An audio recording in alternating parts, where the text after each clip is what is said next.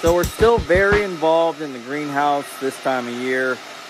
May is very, very busy when it comes to planting, like anything and everything. It is like the planting month of your main season crops going in, whether that's,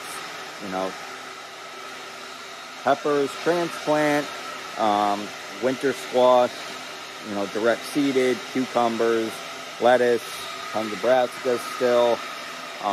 And so the greenhouse really, it's filled up. I mean, there's some empty space in here, but we're going to seed another 70 trays today and just fill it up. So now I've really maximized the space in this greenhouse this year, and without actually planned out, like as soon as a setting leaves the greenhouse, another one fills that spot. And being so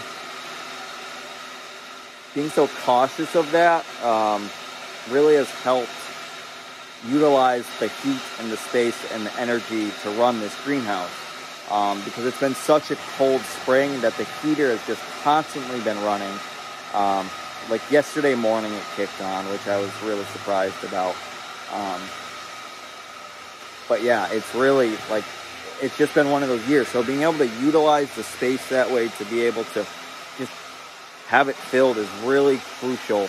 And I designed this greenhouse, okay, let's grow into it over a couple years. And maybe I did that in 3 years, but now I know, okay, I'm at a capacity and I can do what I can.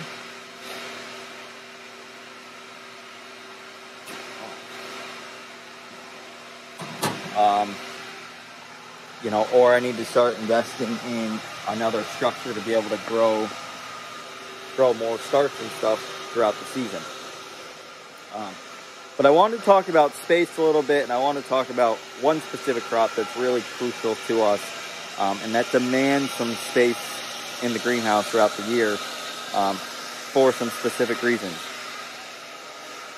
And that is tomatoes right here.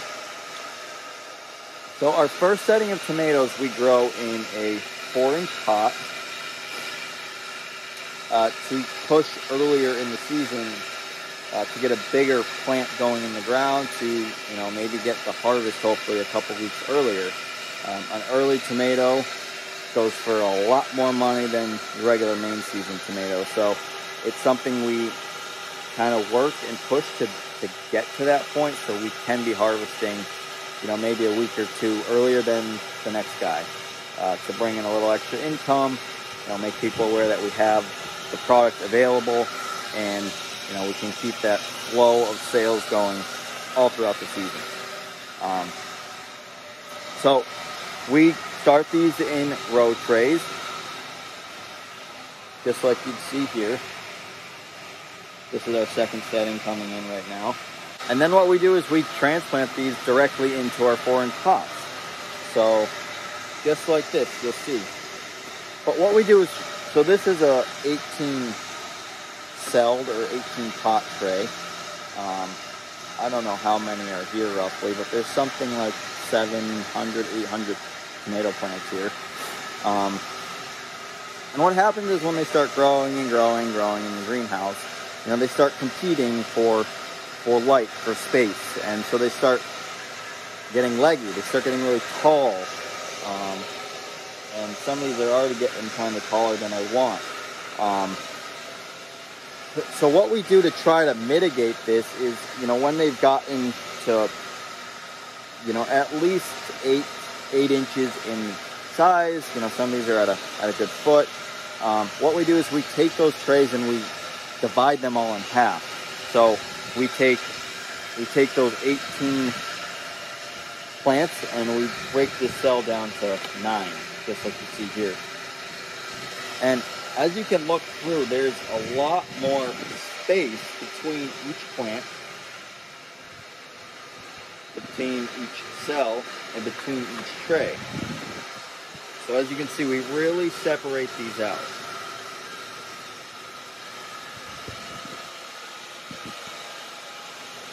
And our goal here is to really just help these tomatoes grow out and fill that space between the actual trays or the pots, the empty pot spaces, instead of growing up.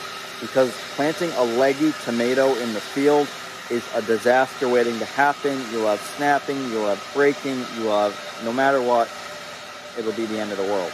So we really try to mitigate that legginess and just help these expand outward. They'll grow outward instead of upward.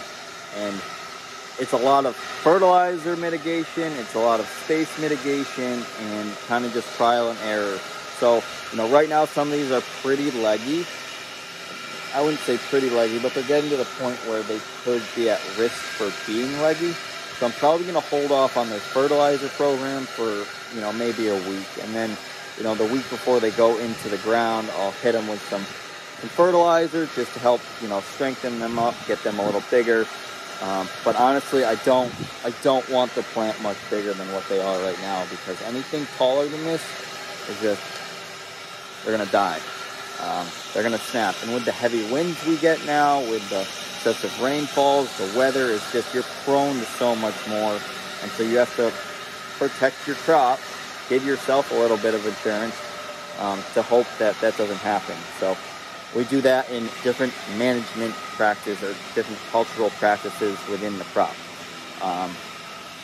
So yeah, a plant this tall, but twice the size girth-wise and leaf matter or leaf size is really like prime to go into the ground. You can see through our greenhouse here. We pulled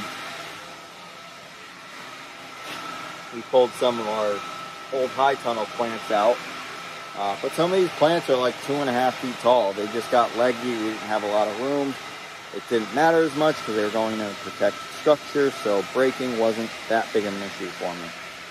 But it's really different with our field tomatoes. So these will sit in here for probably another week or two at least. They get planted towards the end of May, and yeah, we'll do a video of planting these. We plant 700 plus tomatoes all by hand into plastic. It's a fun day. It's hard work. It's busy, but it really helps ensure that we can get you a fresh, nice local tomato like 2 weeks earlier than any other field tomato. And the even cooler part is that we'll get you tomatoes like a month earlier in our high tunnels,